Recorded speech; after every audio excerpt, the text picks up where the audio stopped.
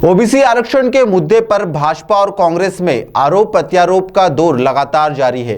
भाजपा प्रदेश अध्यक्ष वीडी शर्मा के बाद अब प्रदेश उपाध्यक्ष जीतू जिराती ने भी ओबीसी आरक्षण को लेकर बनी स्थिति के लिए कांग्रेस पर जमकर हमला बोला है। जीतू जिराती ने कहा कि कांग्रेस की नीयत में खोट है, इसलिए उसने इस मामले को उलझाया है। पंचायत चुनाव के मद्देनजर भाजपा प्रत्याशियों की रैली में दाखिल होने आए जीतू जिराती ने ओबीसी आरक्षण को लेकर बनी स्थिति के बाद कांग्रेस पर जमकर हमला बोला।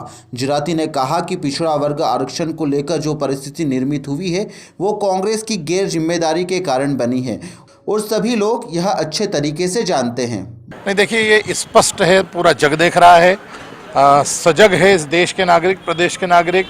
आप सब लोगों के माध्यम से, मीडिया के माध्यम से, सोशल मीडिया के माध्यम से लोगों के बीच में ये सारा संदेश जाता है।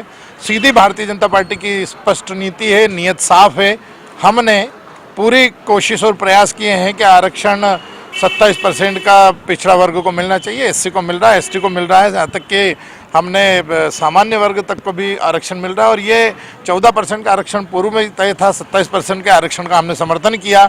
लेकिन स्पष्ट दिखाई दे रहा है कि कांग्रेस की नीयत और उनकी उसके अंदर खोट है। जिस तरह से चुनाव को रुकवाने के लिए पिछड़े वर्ग के आरक्षण को कहीं ना कहीं प्रभावित हो, वो ख़त्म हो, इस बात को लेकर के कांग्रेस कोर्ट में गई और कोर्ट ने ये जो डिसीजन दिया है ये कांग्रेस के विरोध के कारण ये डिसीजन आया है।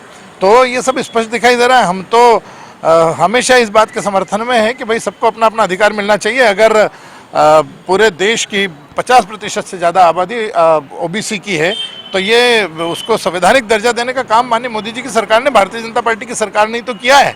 इतने सालों से कांग्रेस की सरकार थी, कभी उन्होंने इस बात का जिक्र तक नहीं किया।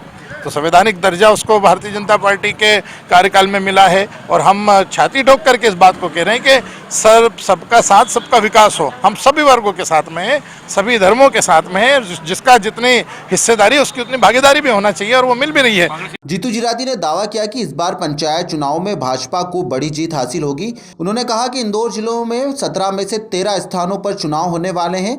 भाजपा ने सामंजस्य स्थापित करते हुए 13 प्रत्याशी घोषित कर दिए हैं। इसके अलावा जनपद के भी अलग अलग वार्डों में प्रत्याशियों के नाम फाइनल हो गए हैं और जल्द ही इसकी प्रक्रिया भी आगे बढ़ा दी जाएगी।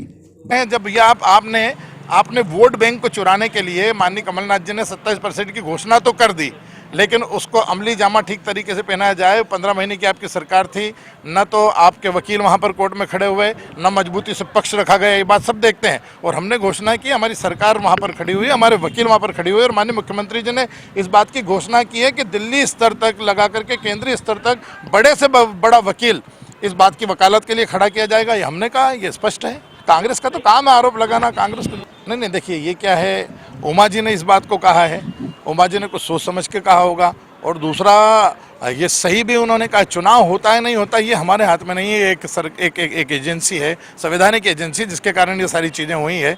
लेकिन चुनाव होना चाहिए और ये भी स्पष्ट होना चाहिए जल्द से जल्द कि वो जो ओबीसी वाला मुद्दा है उसके अंदर भी स्पष्टीकरण होना चाहिए, ताकि 3 चरण में चुनाव हो रहा है उसको 4थे चरण में करा देना चाहिए। और चुनाव होना चाहिए। चुनाव क्यों नहीं होना चाहिए? नहीं, ओबीसी के बिना क्यों होना चाहिए? भाई सभी वर्गों को सम्मान मिलना चाहिए, ओबीसी का भी होना चाहिए।